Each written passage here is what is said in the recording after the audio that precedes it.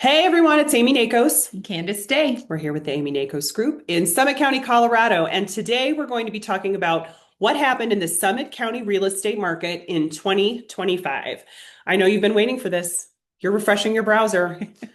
It's very early January. We have crunched all the numbers and we've pulled up some stats that we think are relevant to share with you about what happened in the market.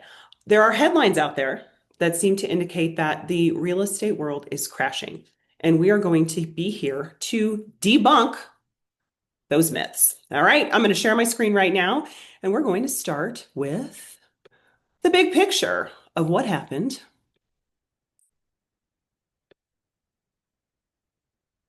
All right. First, overall, we're going to look at what happened in 2025 versus previous years. If you can see this screen here, I think I'm sharing this screen. Candace, do you think I I'm think sharing you this are. screen? Okay. Maybe you can see my cursor, maybe not. Important note is that while the media was saying 2025 was a terrible year in real estate, it wasn't a terrible year in real estate up here in Summit County.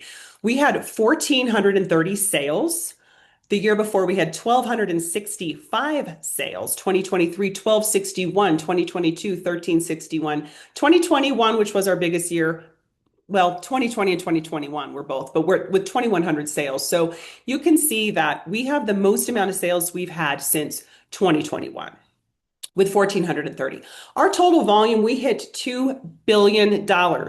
We haven't hit $2 billion since 2021. Additionally, our median sale price is 1,020, average sale 1.42, price per square foot 795.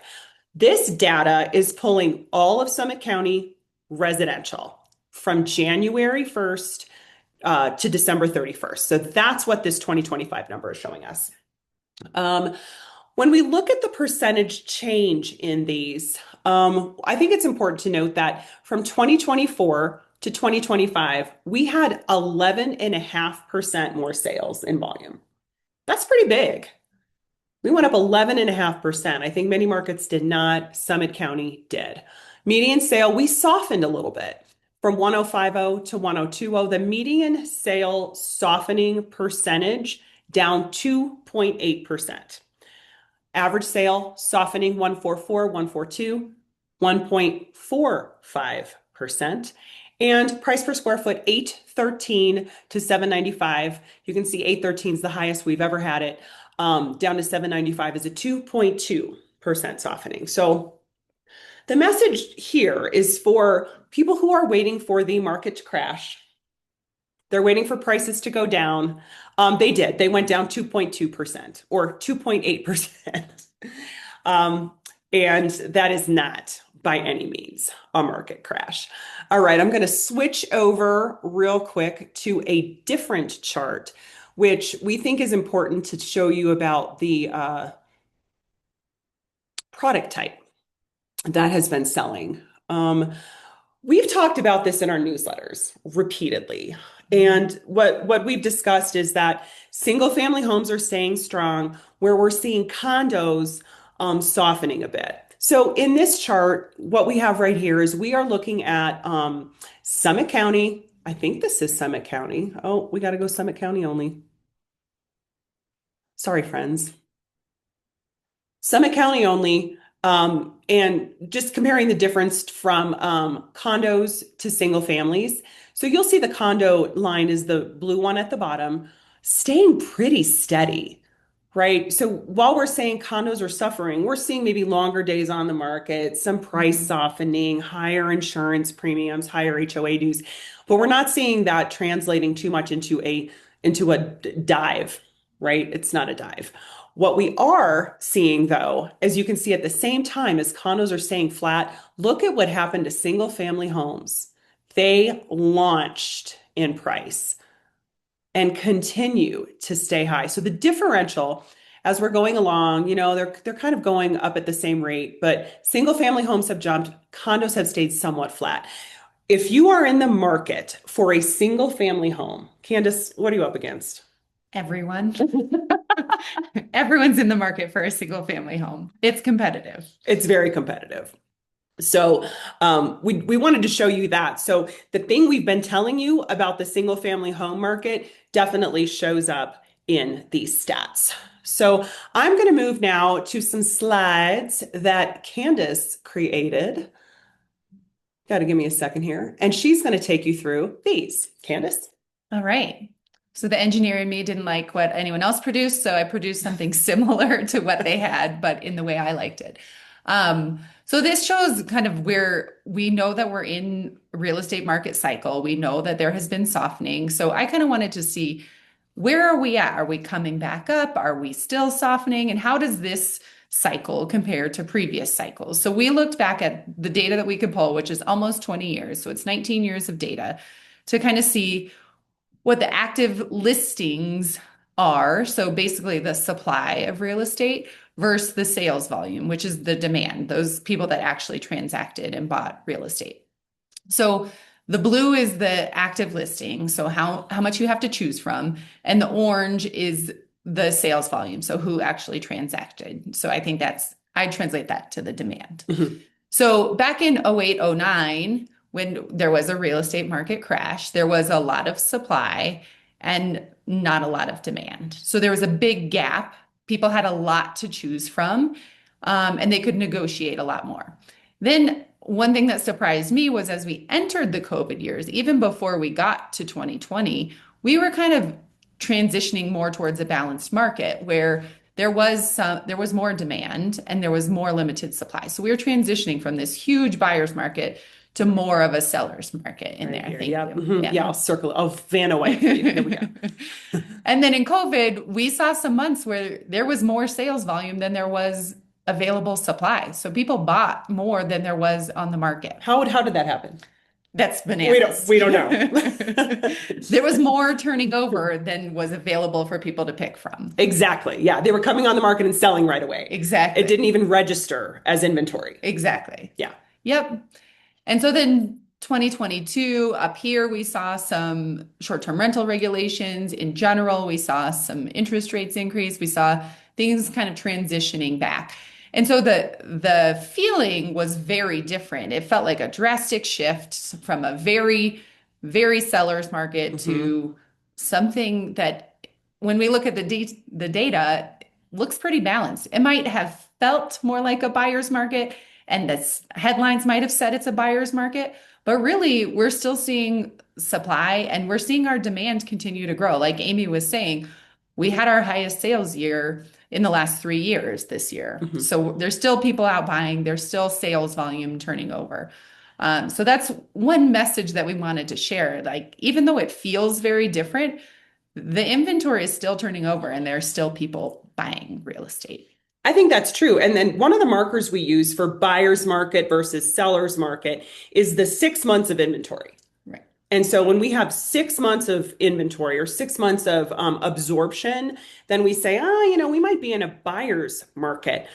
And we had that. In our newsletter, we talked about that. We were like, we're in a buyer's market with the amount of inventory. I think what we saw is a lot of people testing the market. Right. We saw a lot of people putting their property on the market, trying to get as high of a price as possible, thinking that they could benefit from that. And so we had just a lot of market testers. Right. And it just brought up the inventory and brought up the absorption rate. But in fact, when you look at this chart, it still seems pretty balanced. Right. And I think a unique thing about the Summit County market is it's not a primary home market. So people that listed didn't have to sell. They weren't moving or under contract on a new primary home. They could test the market because it's a second home. So anyway, that's that. Next slide for you, Yeah, Candace. Here we next go. one. Moving on. All right. Okay. So this is the same time frame. Again, looking at similar supply and demand type statistics, but two different statistics. So now we're looking at the price in blue. So before it was just number of sales and sales volume.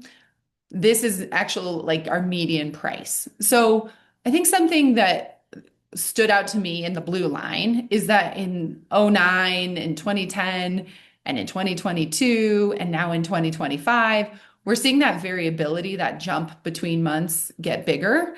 But if you flatten out the lines, they're still not going down, really. I think we saw some slight dips early in the 2010s, but it went up very big approaching COVID. It went up even bigger during COVID.